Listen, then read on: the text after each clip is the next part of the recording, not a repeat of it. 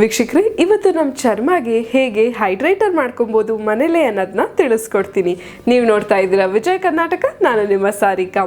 ಹೆಚ್ಚಾಗಿ ಬಿಸಿಲಿಂದ ನಮ್ಮ ಚರ್ಮ ಒಣಗುತ್ತೆ, ಇಲ್ಲ ಅಂತ ಹೇಳಿದರೆ ಜಾಸ್ತಿ ನೀರು ಕುಡಿಲಿಲ್ಲ ಅಂತ ಹೇಳಿದರೆ ನಮ್ಮ ಚರ್ಮ ಒಣಗುತ್ತೆ, ಚರ್ಮ ಪೀಲ್ ಆಗೋದಕ್ಕೆ ಶುರುವಾಗುತ್ತೆ.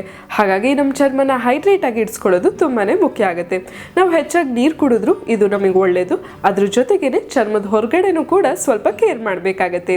ಸೊ ಬನ್ನಿ ಈ ಚರ್ಮದ ಹೈಡ್ರೇಟರ್ನ ಹೇಗೆ ಮಾಡೋದು ಅಂತ ನೋಡೋಣ. ವೀಕ್ಷಕರೇ, ನಮ್ಮ ದೇಹದ ಚರ್ಮದ ಹೈಡ್ರೇಟರ್ ಮಾಡ್ಕೊಳ್ಳೋದಕ್ಕೆ ನಾ ಎಲ್ಲ ಇಂಗ್ರೀಡಿಯೆಂಟು ಇಟ್ಕೊಂಡಿದ್ದೀನಿ.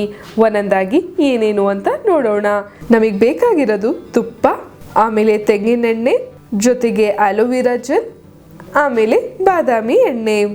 ಬನ್ನಿ ಶುರು ಮಾಡ್ಕೊಳ್ಳೋಣ ನಮ್ಮ ಹೈಡ್ರೇಟರ್ ಮಾಡೋದಕ್ಕೆ. ಮೊದಲು ಒಂದು ಬೌಲಿಗೆ ತುಪ್ಪನ ತಗೊಳ್ತಾ ಇದ್ದೀನಿ.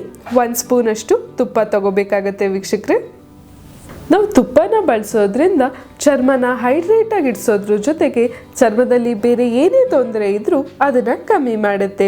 ಹೆಚ್ಚಾಗಿ ಒಣ ಚರ್ಮದವ್ರಿಗೆ ಚರ್ಮ ಪೀಲ್ ಆಗ್ತಾ ಇರುತ್ತೆ, ಅದನ್ನು ಗುಣಪಡಿಸುತ್ತೆ. ಚರ್ಮ ಡಲ್ ಇದ್ರೂ ಅದನ್ನು ಕೂಡ ಫ್ರೆಶ್ ಆಗಿ ಮತ್ತು ಯೂತ್ಫುಲ್ ಆಗಿ ಕಾಣೋದಕ್ಕೆ ಸಹಾಯ ಮಾಡುತ್ತೆ.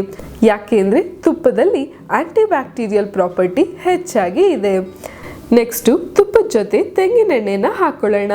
ತೆಂಗಿನೆಣ್ಣೆ ಬಳಸೋದ್ರಿಂದ ಚರ್ಮಗೆ ಒಳ್ಳೆ ಮಾಯಿಶ್ಚರೈಸ್ ಕೊಡುತ್ತೆ, ಚರ್ಮಗೆ ಒಳ್ಳೆ ಕಂಡೀಷ್ನರ್ ಥರನೂ ಆ್ಯಕ್ಟ್ ಮಾಡುತ್ತೆ. ಈವನ್ ಬಿಸಿಲಿಂದಾಗಿರುವ ಕಪ್ಪನ್ನು ಕೂಡ ಕಮ್ಮಿ ಮಾಡುತ್ತೆ. ಬಿಸಿಲಿಂದ ಒಂದೊಂದ್ಸತಿ ನಮಗೆ ಗಾಯಗಳು ಆಗ್ತಿರುತ್ತಲ್ಲ, ಅದನ್ನು ಕೂಡ ಗುಣಪಡಿಸುತ್ತೆ. ಈ ಎಣ್ಣೆಯಲ್ಲಿ ಆ್ಯಂಟಿ ಬ್ಯಾಕ್ಟೀರಿಯಲ್, ಆ್ಯಂಟಿ ಫಂಗಲ್ ಮತ್ತು ಆ್ಯಂಟಿ ವೈರಲ್ ಪ್ರಾಪರ್ಟಿ ಹೆಚ್ಚಾಗಿ ಇದೆ. ಈ ಗುಣಲಕ್ಷಣಗಳು ಹೆಚ್ಚಾಗಿ ಇರೋದ್ರಿಂದ ಚರ್ಮ ಆರೋಗ್ಯವಾಗಿ ಇರುತ್ತೆ ಮತ್ತು ಮೊಡವೆಗಳು ಕೂಡ ಬಾರೋಲ್ಲ. ನೆಕ್ಸ್ಟ್ ಇದಕ್ಕೆ ಆಲೋವೆರಾ ಜೆಲ್ಲನ್ನು ಬಳಸೋಣ. ಆಲೋವೆರಾ ಜೆಲ್ಲನ್ನು ಬಳಸೋದ್ರಿಂದ ನಮ್ಮ ಚರ್ಮದ ಕಾಂಪ್ಲೆಕ್ಷನ್ನ ಇನ್ನೂ ಇಂಪ್ರೂವ್ ಮಾಡುತ್ತೆ. ಬಿಸಿಲಿಂದ ಒಮ್ಮೊಮ್ಮೆ ಸ್ಕಿನ್ನು ಹಾಳಾಗ್ಬಿಡುತ್ತೆ, ಅದನ್ನು ಗುಣಪಡಿಸೋದಕ್ಕೆ ಸಹಾಯ ಮಾಡುತ್ತೆ. ಚರ್ಮ ಸುಕ್ಕಾಗದೆ ಇರೋಂಗೆ ಕಾಪಾಡುತ್ತೆ ಮತ್ತು ಏನಾದರೂ ಸ್ಟ್ರೆಚ್ ಮಾರ್ಕ್ಸ್ ಇದ್ದರೆ ಅದನ್ನು ಕೂಡ ಕಮ್ಮಿ ಮಾಡುತ್ತೆ. ಈ 3 ಇಂಗ್ರೀಡಿಯೆಂಟು ಚೆನ್ನಾಗಿ ಮಿಕ್ಸ್ ಆದಮೇಲೆ ಬಾದಾಮಿ ಎಣ್ಣೆನ ಹಾಕೊಳ್ಳೋಣ. ಬಾದಾಮಿ ಎಣ್ಣೆ 2 ಸ್ಪೂನಷ್ಟು ಹಾಕೋಬೇಕಾಗತ್ತೆ. ಬಾದಾಮಿ ಎಣ್ಣೆ ಬಳಸೋದ್ರಿಂದ ಮೊಡವೆಗಳನ್ನು ಕಮ್ಮಿ ಮಾಡುತ್ತೆ, ಚರ್ಮದ ಕಾಂಪ್ಲೆಕ್ಷನ್ನ ಇನ್ನೂ ಇಂಪ್ರೂವ್ ಮಾಡುತ್ತೆ. ಚರ್ಮದಲ್ಲಿ ಏನೇ ಕಲೆಗಳಿದ್ರೆ ಅದನ್ನು ಕೂಡ ಕಮ್ಮಿ ಮಾಡುತ್ತೆ. ಇವಾಗ ನಮ್ಮ ಹೈಡ್ರೇಟರು ರೆಡಿ ಆಯಿತು. ಬನ್ನಿ ಇದನ್ನು ನಮ್ಮ ಸ್ಕಿನ್ನಿಗೆ ಅಪ್ಲೈ ಮಾಡ್ಕೊಳ್ಳೋಣ. ವೀಕ್ಷಕರೇ, ನೀವು ಅಪ್ಲೈ ಮಾಡ್ತಿರ್ಬೇಕಾದಾಗ ಸರ್ಕ್ಯುಲರ್ ಮೋಷನಲ್ಲಿ ಮಸಾಜ್ ಮಾಡ್ಕೊಳ್ಳಿ.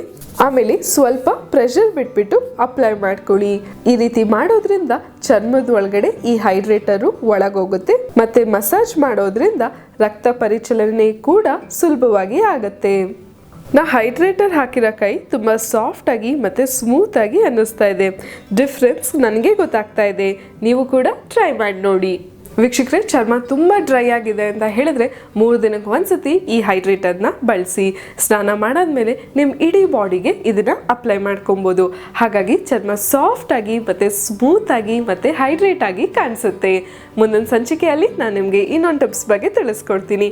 ಈ ವಿಡಿಯೋ ಇಷ್ಟ ಆದಲ್ಲಿ ಲೈಕ್ ಮಾಡಿ, ಕಮೆಂಟ್ ಮಾಡಿ, ಶೇರ್ ಮಾಡಿ. ಇನ್ನು ವಿಜಯ್ ಕರ್ನಾಟಕ ಚಾನಲ್ನ ಸಬ್ಸ್ಕ್ರೈಬ್ ಮಾಡಿಲ್ಲ ಅಂದರೆ ಸಬ್ಸ್ಕ್ರೈಬ್ ಮಾಡೋದಕ್ಕೆ ಮರಿಬೇಡಿ. ನಾನು ನಿಮಗೆ ನೆಕ್ಸ್ಟ್ ಎಪಿಸೋಡಲ್ಲಿ ಸಿಗ್ತೀನಿ. ಅಲ್ಲಿವರೆಗೂ take care, bye. Signing off Sarika.